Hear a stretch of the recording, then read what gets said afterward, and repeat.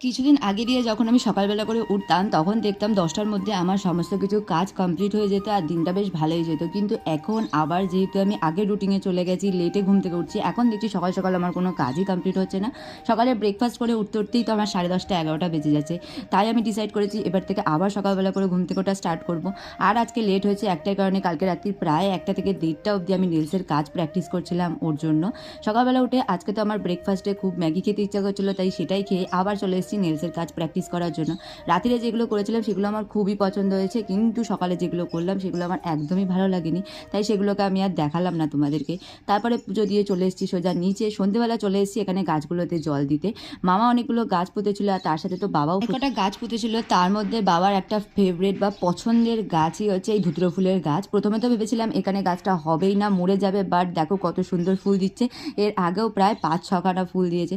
সন্ধ্যেবেলা চলে এসেছে আমার কম্পিউটার ঠিক করতে। এই কম্পিউটারটা নেওয়ার পর থেকে আমি যে কতবার সারাই করেছি তার কোনো ঠিক নেই, আজকেও খারাপ হয়ে গেছে। জানি না এইবার এটা ঠিক হবে কি হবে না।